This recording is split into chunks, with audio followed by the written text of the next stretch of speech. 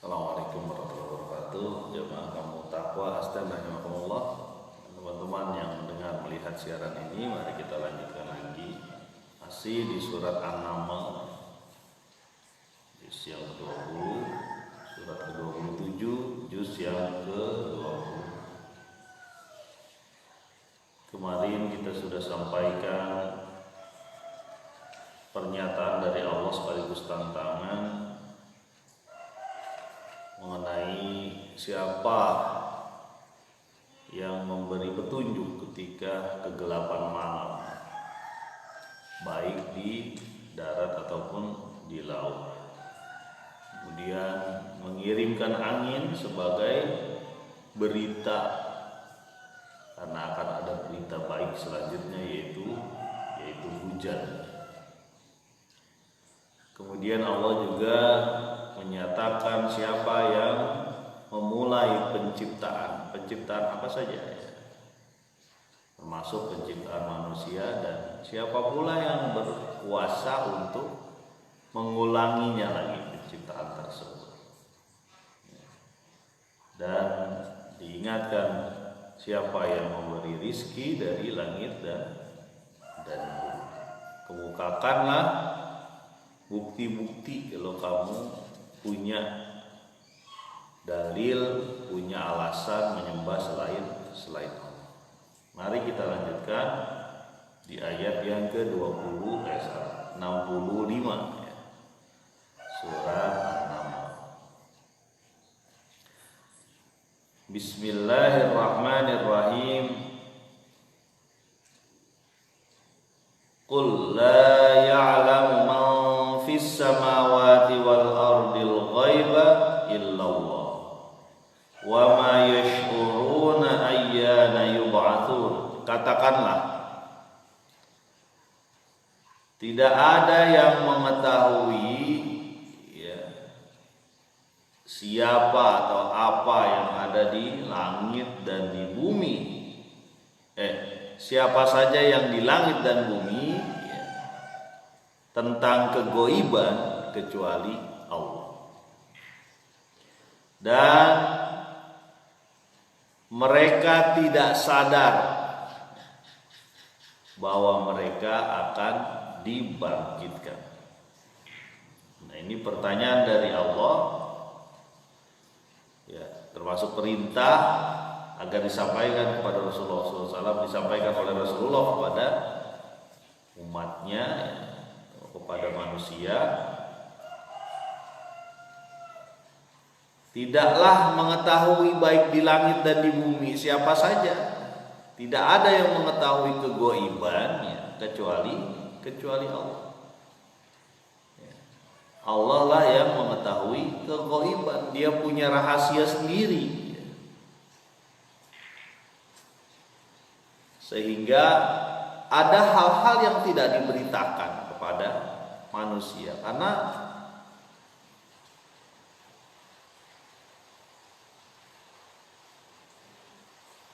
pemberitaan itu jika diberitahu semua itu tidak bermanfaat kepada manusia.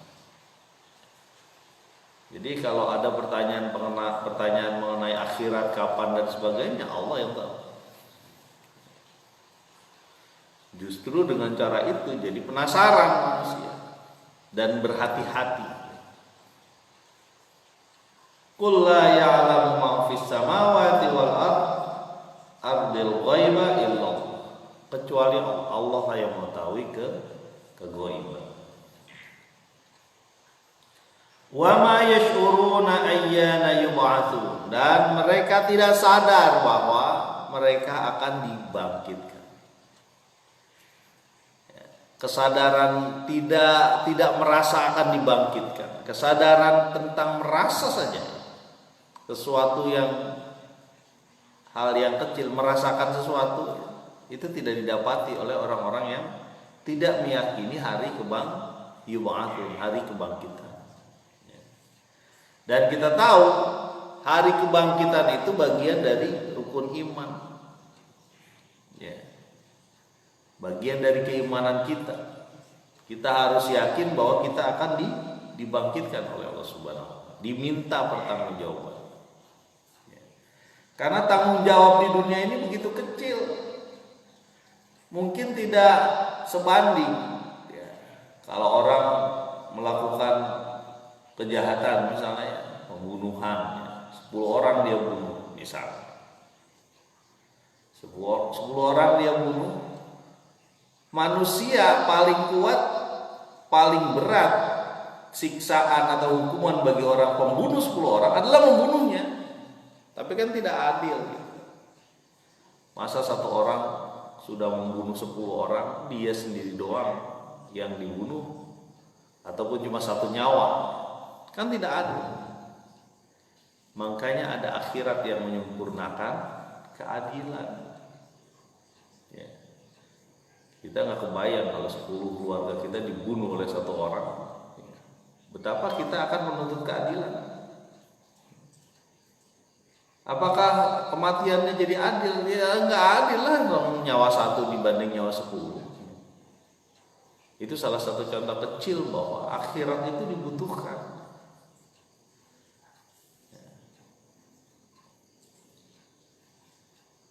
Wa ma yashuruna ayyana yub'atsun, dan orang-orang yang menolak Rasul nih, ya, orang-orang yang tidak sadar bahwa dia akan dibangkitkan.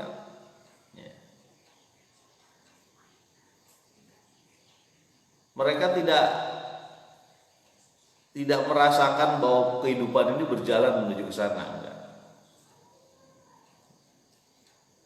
Kalau orang atau manusia ya tidak yakin dengan hari kebangkitan, kenapa dia lahir di dunia ini? Dari mana? Bagaimana dia bisa berada di rahim ibu? Kita sama sekali nggak tahu. Manusia sangat lemah pengetahuannya terhadap hal yang dia alami sendiri. Kok tahu kita ada di rahim ibu?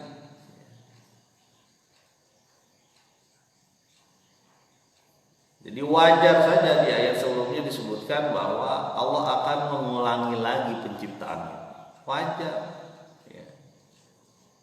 Kalau di akhirat tuh malah lebih sadis ya ketika disiksa itu. Badalnahum juludan. Kalau disiksa kulitnya hangus, diganti lagi kulitnya lagi dengan kulit yang baru. Diulangi lagi penciptaannya supaya dapat siksaan lagi. Ya. Kita yang namanya penyakit kulit itu bisa aja sakit terus menerus ya. Macam-macam lah, bisu lah gitu contohnya tuh, kalau lagi sakit kita sampai berapa hari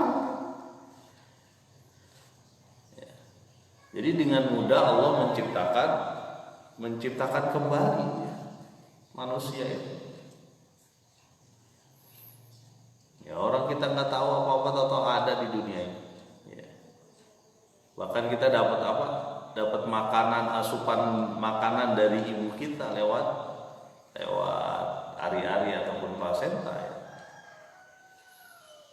Itu juga kita nggak gigit itu. Mulut kita nggak bisa dipakai waktu itu ya. Allah lah yang memberikan sarana seperti itu.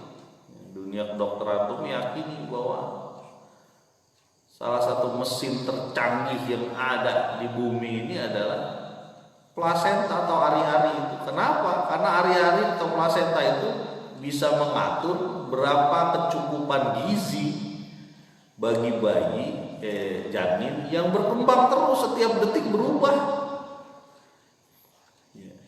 Kita ini kalau diinfus ya, diinfus itu ada tetesan air, dan tetesan air itu terus menerus bergerak begitu aja, nggak berubah.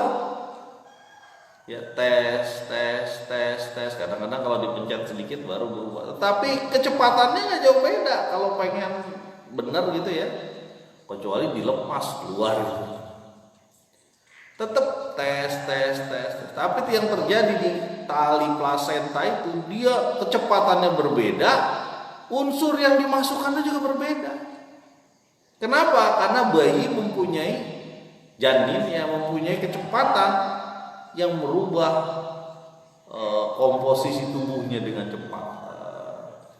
Pertama dari nutfah ya kalau bahasa Al-Quran, berubah menjadi daging dan sebagainya. Daging berubah, ada tulang, ada apa, pembentukan organ dan sebagainya, banyak sekali.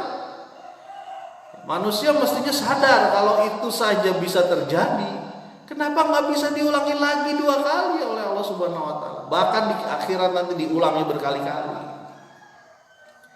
karena merasakan siksa. Jamaah kampung takwa astagfirullah. Jadi kembali lagi, wa ma yashuruna ayyana yub'atsu. Mereka tidak sadar bahwa mereka akan dibangkitkan. Nah, ini kita menggugah kesadaran orang-orang yang mau dibangkitkan. Ya. Ini saya hampir 10 tahun di sini. Ada beberapa orang-orang yang sudah meninggal. Orang yang tadinya mungkin dekat dengan kita. Kita yang masih ada di dunia ini mestinya ngecek sudah sejauh mana amal kita, bahwa kita akan dibangkitkan lagi itu hak gitu, yakin. Ya. Mudah aja Allah membuat kelahiran, dan mudah aja Allah membuat kematian, dan mudah saja Allah akan membuat kelahiran kembali, dibangkitkan lagi, diminta pertanggungjawabannya. Ayat selanjutnya di ayat yang ke-66. Baliddaru ka'ilmuhum fil akhirah balhum fi syakkim minha balhum minha amun. Bahkan ilmu mereka tidak sampai tentang akhirat.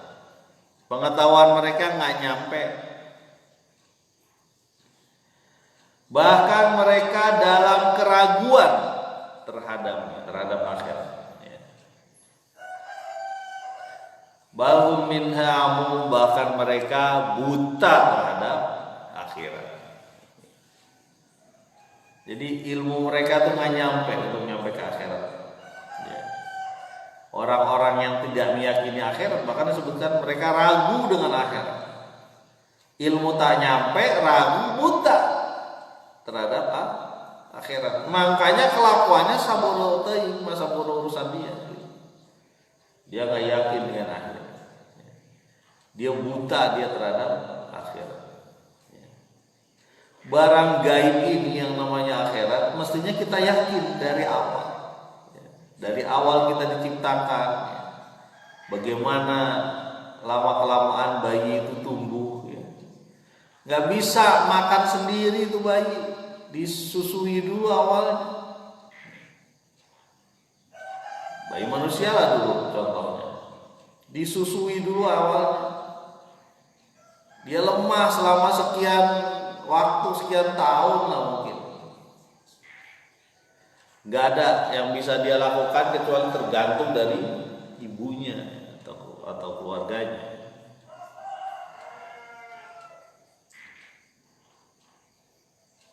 Baliddaru ka'ilmuhum fil akhirah balhum fi syakkim minha balhum minha amun. Ya. Bahkan mereka buta, tidak ingat bahwa akan dibangkitkan nanti, bahwa akan ada surga dan neraka, dia nggak peduli. Ya. Karena apa? Orang-orang ini menyembah nafsu, ya umumnya begitu. Nafsunya itu mengatakan ya udah yang sekarang kita lakukan sekarang. Ya. Buat apa diciptakan dunia ini kalau tidak ada keadilan? Nah, keadilan sempurna nanti di akhirat. Orang zalim nih, dia nggak yakin dengan akhirat. Dia melakukan apa aja kejahatan, karena dia nggak yakin dengan neraka nanti.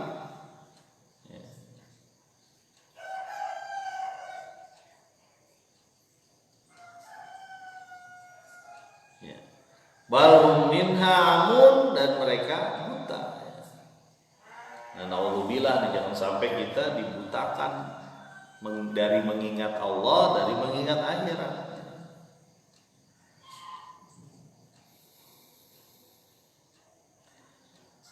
Ayat selanjutnya 67. Wa qala alladziina kafaru aidza kunna turaba wa abauna a inna lamukhrajun. Berkatalah orang-orang kafir, orang-orang ingkar itu, apakah ketika kita menjadi turab, menjadi tanah, ya, dan bapak-bapak kita juga menjadi tanah, a inna lamukhrajun, akankah dikeluarkan kembali, dibangkitkan? Ya.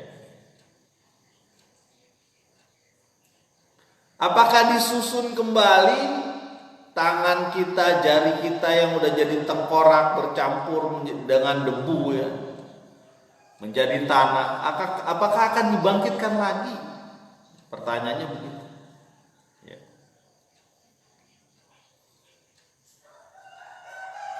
Ayah sabul insanu allan najma'a idhama bala qadirina ala an nusawwiya banana. Surat Al-Qiyamah begitu. Manusia menyatakan kalau kita udah jadi tulang belulang, apakah kita akan dibangkitkan? Kata Allah, bahkan kita akan menyusun jari jemarinya. Kemarin kita sudah sampaikan ya bagaimana jari jemari ini adalah salah satu mesin yang Allah ciptakan, ya, atau salah satu alat yang Allah ciptakan pada manusia yang luar biasa, ya. Robot aja nggak bisa sampai kayak gitu. Ya, bisa memukul dengan keras, bisa mengambil, ya, macam-macam, bahkan bisa agak diputar hampir 360 derajat, ya. Tangan ini jadi gimana? Jadi Allah sampaikan di surat Kiamat tuh, mudah-mudahan kita sampai nanti untuk sampai sana, insyaallah. Akan disusun jari-jarinya detil, secara detil, termasuk ruas-ruas jari sendi-sendi. Berarti kan keseluruhannya bisa disusun lagi. Ya. Dan orang-orang kafir ini bilang kalau kita udah jadi tanah, apa bisa kita dibikin lagi? Biasanya memang mereka itu melupakan, yaitu tadi proses kelahiran, awal penciptaan manusia, termasuk awal penciptaan alam ini mudah aja. Ya. Pernah gak kalau di YouTube kayaknya ada tuh tentang kelahiran gunung baru, ya. Bahwa ada gunung yang terjadi di abad-abad, mungkin akhir-akhir tahun abad 20 kali ya. Ada gunung yang terjadi di ladang jagung. Kenapa? Karena ada lahar yang terbentuk di situ, ya. Terus menerus jadi gunung. Jadi gampang aja Allah buat sesuatu yang mirip dengan bumi ini, sama seperti manusia. Gampang saja akan Allah buat kembali. Nah, pertanyaan-pertanyaan ini ada terus, termasuk di kafir Quraisy Mekah waktu itu. Memang kalau kita udah hancur, nggak ada lagi, ya, tulang-tulang doang. Kadang-kadang tulangnya juga udah hancur, remuk gitu, jadi tanah, udah nggak ada lagi, hilang. Memang kita bisa dibangkitin lagi? Anda ini bohong Muhammad, gitulah. Ya. Dia lupa bahwa dengan setetes mim mani yumna saja, ya, kita jadi itu dari setetes mani yang tertumpah. Hal yang sangat kecil, remeh lah. Kita bisa hadir di dunia ini, pertemuan antara saripati bapak dan ibu kita. Kan lemah kita pada saat itu, nggak ada apa-apanya. Dibawa kemana-mana wahnan ala wahnin, berat semakin berat. Dan itu yang dipertanyakan oleh orang-orang yang ingkar kepada Allah. Mudah-mudahan membawa semangat kepada kita lagi bahwa kita akan dibangkitkan. Nggak usah khawatir. Ya, akan ada sesuatu yang menantimu, ya, selepas kesabaranmu di dunia ini. Kita sabar, akan ada yang menanti kita. Sabar dalam meninggalkan maksiat, sabar dalam taat, sabar dalam ujian ketika dia dapat ujian. Itu akan ada sesuatu yang nanti kita nggak usah takut. Ya, kalau kita ditimpa kezaliman kita bersabar, ya, mudah-mudahan nanti Allah ganti lagi. Ya. Mudah-mudahan bermanfaat. Subhanakallahumma wa bihamdika asyhadu an la ilaha illa anta astaghfiruka wa atubu ilaik. Assalamualaikum warahmatullahi wabarakatuh.